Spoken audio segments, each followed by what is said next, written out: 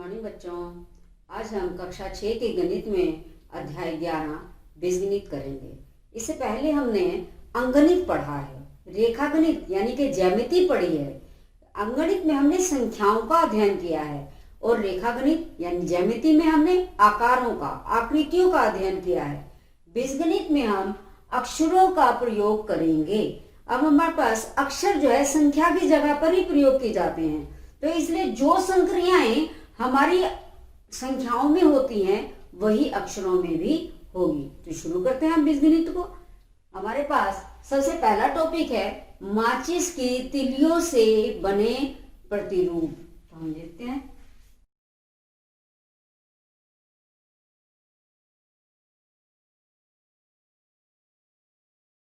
हमारे पास माचिस की तिल्ली आप सबने देखी है।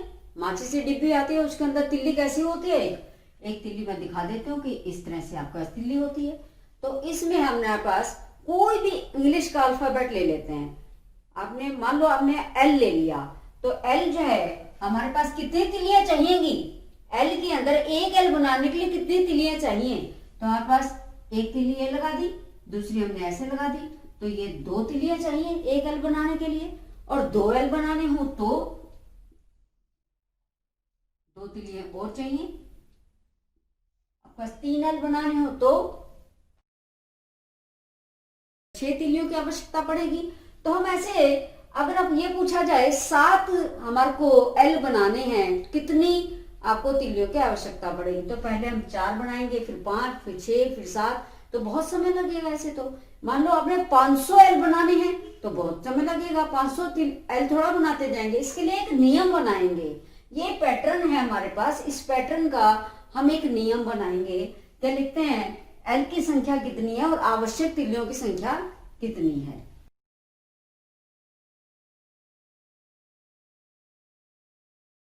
तो हमारे पास एक एल बनाते हैं तो हमारे पास 2 लगी, 2 एल बनाए तो 4 लगी, 3 एल बनाए तो 6 लगी। 4 में कितनी बनेगी, आपको एल बनाने के मैं यहाँ बना के नहीं दिखा रही हूँ बल्कि यहीं से बता रही हूँ। 4 दूनी 8। कैसे पता चल रहा 4 दूनी 8, तो हम इसको देखेंगे पहले कि जितने भी एल हैं वहां पर ये दुगना हो रहा है इसका। 1 को 2 से गुना करा, 2 को 2 से गुना करा, 3 को 2 से गुना करा, 4 को भी 2 से गुना करा। हम डबल कर रहे हैं यानी कि दुगना, यानी जितना एल है तो ये क्या आया, आवश्यक तिल्लियों की संख्या कितनी आई, 2 गुना एल। क्या बन रही है, 2 गुना एल। एल जितना है 3 है तो 2 गुना 3, 4 है तो 2 गुना 4।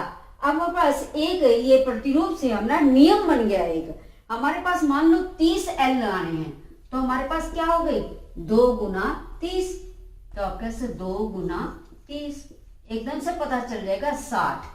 कितनी हमारे को संख्याओं की जरूरत है वो हमारे को एकदम से पता चल जाएगा कि 60 की जरूरत है।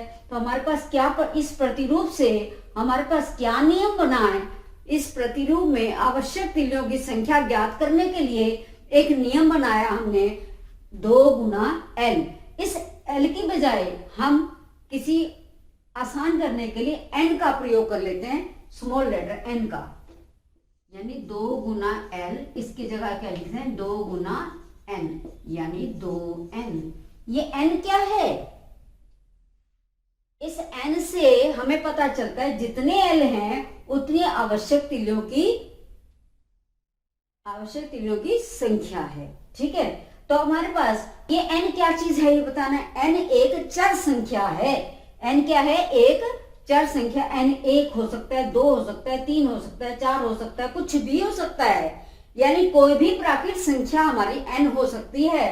तो n जो है चर संख्या है। चर संख्या किसको कहते हैं, चर संख्या कहते हैं विचरण करने वाली संख्या को हम चर संख्या कहते हैं।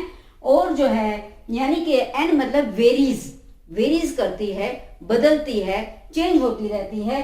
तो कभी ये ज्यादा हो जाते हैं, कभी कम हो जाते हैं। कितना भी संख्या से इसकी संख्या ज्ञात हो जाए अगर हमें, तो हमें आवश्यक तिल्लियों की संख्या भी ज्ञात हो जाएगी। इस प्रकार हमने n का प्रयोग करके एक नियम बना दिया कि l कितने l पर कितने तिल्लियों की आवश्यकता पड़ेगी। हमारे पास ये यहाँ पास इसका फार्मूला बन गया 2n। ये n की जगह पर हम कुछ भी ले सकते हैं, m भी ले सकते हैं, p भी ले सकते हैं, a ले सकते हैं, बी ले सकते हैं, एक्स ले सकते हैं, कुछ भी ले सकते हैं। बस ध्यान रखना है कि ये चर संख्या है, ये अचर नहीं है। अचर होता है फिक्स।